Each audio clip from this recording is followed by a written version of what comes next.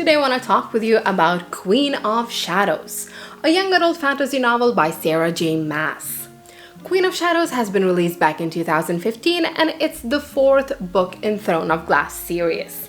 As per usual, we will start this video with a short synopsis, then proceed into the non-spoiler review and wrap this video up with the spoilers. If you want to catch up on the previous installments of the series, make sure to check out my previous videos for the Throne of Glass. If you haven't read this book yet, then do not worry, I will make sure to let you know when the spoilers begin. However, I do need you to keep in mind that this whole video will include spoilers from Throne of Glass, Crown of Midnight, and Heir of Fire.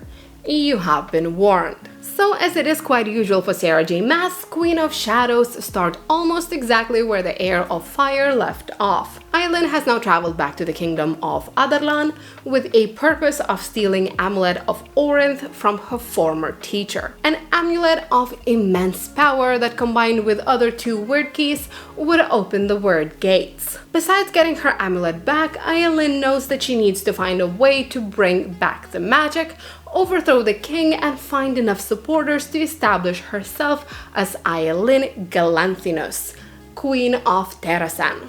What she doesn't know, however, is just how much Rifthold has changed since she left. Aylin is blissfully unaware that Chaol has lost his position as the captain of the Royal Guard, a Dorian has been possessed by the Vol King, and her cousin is about to be executed in order to drag her out to the public eye. But since the story in the Queen of Shadows goes straight to the point, we should also go straight to the non-spoiler review as well.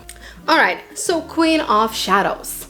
While I have to say that Heir of Fire still remains my favorite book of the Throne of Glass series, as of now, I do have to admit that the growth of Sarah J. Maas as an author is rather obvious when taken into consideration where we started and where we are now. Queen of Shadows has higher stakes, more action sequences, bigger magical world, and deeper lore than any of the previous Throne of Glass books did, at least in my eyes. It's fast-paced for the majority of the book, it's layered, and it's full of adventure. You just not get bored when reading Queen of Shadows. All the characters have purpose, and the things that happen in the book have purpose. Hardly anything in it felt like a filler to me. And I also feel like with every new book release in Throne of Glass series, we got better understanding of the world we're reading about and its mysteries. The characters, the magic, all those little elements kept on adding up in every book, little by little creating this bigger picture, which is steadily becoming an epic fantasy saga. In Queen of Shadows, for the first time in the series, we actually get to meet and follow Aylin, not Celaena. We get to see her lead, see her rule, see her truly care about the future of her country and her people. And while the difference between Aylin and Celaena might be overlooked at first, as after all, it is easy to assume that it's only name that has changed and not the person itself, as the story goes by, we see that's not really the case. By accepting who she really is, and by forgiving herself for all the things that were out of her control, Celaena becomes nothing more than a front. A character that Aylin plays around the people who knew her before. Aylin is everything Celaena was, but with less guilt and with added determination and fierceness of a queen. And even though I can't deny that there are times in this book where Aylin feels a little bit like Deus Ex Machina, the unstoppable, the never wrong, the always 3 steps ahead heroine, surprisingly enough, I didn't find that to be annoying. I found it entertaining. Overall, the story itself has grew beyond what Throne of Glass offered us at first, and even beyond Aylin herself. It encompasses so much more now. As the series go by, we're getting introduced to a whole set of characters who are all interesting to follow. We meet Lysandra, somewhat of an enemy from Aylin's past, and Elide, a physically and emotionally abused servant within the merchant city named Morath. We get to know these wonderful ladies that show us that you don't need to be a fearsome warrior like Aylin or Manon to be strong. That strength comes in all shapes and sizes. In this book, we get to learn more about Adian, Aylin's cousin, and one of her most loyal subjects. We get to live through the despair of Dorian being imprisoned by the Vol Prince, and we get to see the complete destruction of Chaol as a character I once loved. But let's leave that particular gem for the spoiler review. All in all, the mysteries and the action aside, probably the best thing about this book for me were the dynamics between the characters. Aylin and Adian, Adian and Rowan, Rowan and Aylin, Aylin and Lysandra. Just put any two characters in the room and enjoy the tension, the romance, and the clever banter. It is truly a pleasant read. On this note, we will proceed to the spoiler review, where I can rant a little bit more about my least favorite character of this book. So if you haven't read The Queen of Shadows yet, this is a perfect time for you to click off this video.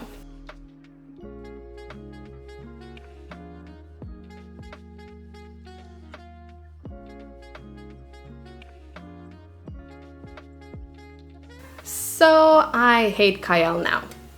There, I said it. It's a weird feeling, if I'm being honest with you, especially since Chaol has been one of my favorite characters in The Crown of Midnight, but in this book his character has been completely butchered. And yes, I know that there are still some good qualities that he retains. He's still loyal to Dorian beyond belief, as well as he is brave and intelligent. But come on. In Queen of Shadows, Chaol is just such a little bitch. He is annoying and rude. He thinks that he knows best. He behaves like he's the only victim here. He acts like his cause is the only cause that matters. And to think that I was looking forward to his and Aylin's reunion. Chaol just takes everything so damn personally. Take for instance the scene where Aylin asks Chaol to pass her thank you to Nesrin, and he instantly takes that as a jab to himself. Like, dude, Aylin has a king to overthrow. A king that has a demon army, by the way. She has to restore magic, find a way to defeat her mentor, aka the king of the assassins, all while managing to not be killed by super powerful Fae, which was sent here to find her by none other but an immortal failed queen herself. A queen that has a personal vendetta against Aylin. And she has to do that without any resources and with very few allies. She has more important things to do than sit around planning what to say in order to hurt your feelings. Despite being the oldest one when it comes to the original Throne of Glass trio, Chaol feels like the most immature one. If Dorian managed to get over the fact that Selena is actually Aylin, or that she doesn't want to be with him, then I don't see why Chaol cannot get over it. This book showed us such a clear difference between these two characters. While Dorian turned his hurt into self-reflection, Chaol just became mean. And what probably annoyed me the most is that he constantly felt like he himself has a higher moral ground, which is just not the case. Aylin, Adian, and people from basically every other country on the continent lost everything. Their families were slaughtered, their homes were destroyed, they themselves were forced into slavery, all while Chaol turned the blind eye and kept on serving the king. Yes, back in the day he didn't know the extent of the king's cruelty, nor he knew that the king is using Valk to achieve his goals, but come on.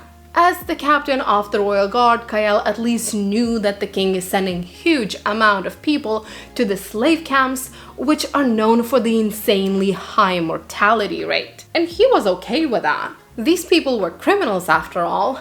They deserved to die. Just as the people from other cultures deserve to be conquered, I guess.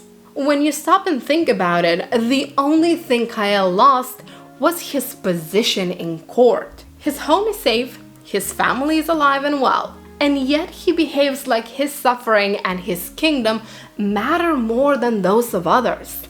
He's literally conflicted about telling Aylin how she can restore the magic, which would consequently lead to her having a real chance to overthrow the king and finally free multiple nations, because he's afraid that Aylin and all these people whose lives were destroyed by Adarlan would want to hold Adarlan accountable for the actions of its leaders. And on top of that, he's a massive hypocrite. Just look at the scene between Chaol and Aylin. Magic makes people dangerous. Magic has saved your life a few times now, if I recall correctly. Yes, he breathed.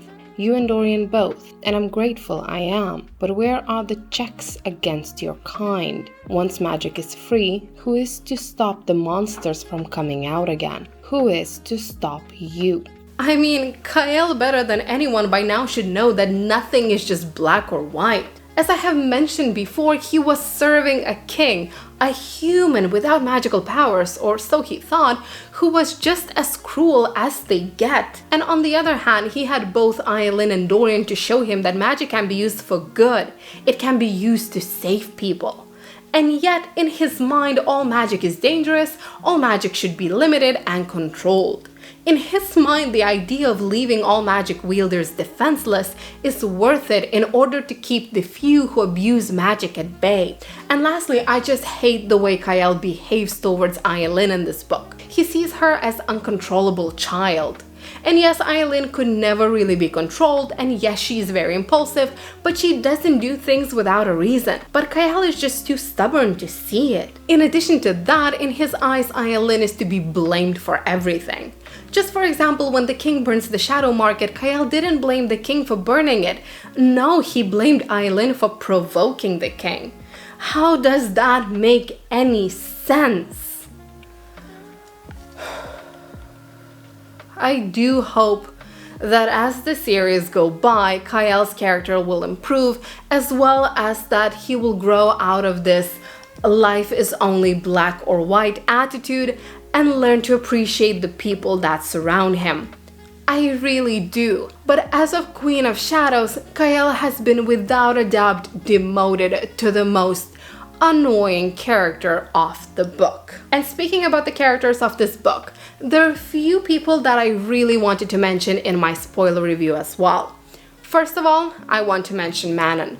In my review of Heir of Fire, I have said that I found the chapters concerning Manon to be incredibly boring to read. And I have to admit that in this book I was pleasantly surprised, and with Manon's story and with her character growth. And while she's still far from being my comfort character, I do appreciate how much of a change has happened throughout this book. Manon, we were first introduced to, was dangerous, cold, lethal. But as her story started to progress in the Queen of Shadows, she started to feel somewhat stupid. I get that witches are raised with a complete obedience to their superiors in mind, but come on. She and her coven are put in the situation where they are clearly treated like someone inconsequential by mere humans. She learns about the fate of the Yellowlegs. She knows that more witches will be used as human incubators, and yet she doesn't stand up for her coven until the last part of the book. If anything, she stands against the 13 in order to keep following the orders she has been given. I can appreciate the blind loyalty witches grew up with, but for me it always felt like that loyalty, first and foremost, should be reserved to protect one another. That being said, I just loved Manon finally making amends with her coven, her finding a way to help it lead, and finally starting to fight. Manon is a badass. She's fearless and intimidating and just so very powerful, and I can't wait to see all that power and all that anger turned against the people that actually deserve it. Another character that I was hugely impressed by in this book was Chaol. I appreciate how Sarah J. Maas managed to subvert my expectations. Throughout the majority of Throne of Glass, I had no doubt that Chaol is just another typical mean girl who will do anything it takes to just gain influence and become a queen. But that's not the case. Not at all. If anything, as of now, I would say that Chaol has one of the most tragical storylines. She's being used as a puppet. Her name after the initial King's Champion Games has been dragged through the mud. She spent months in the prison cell thinking that she is slowly losing her mind.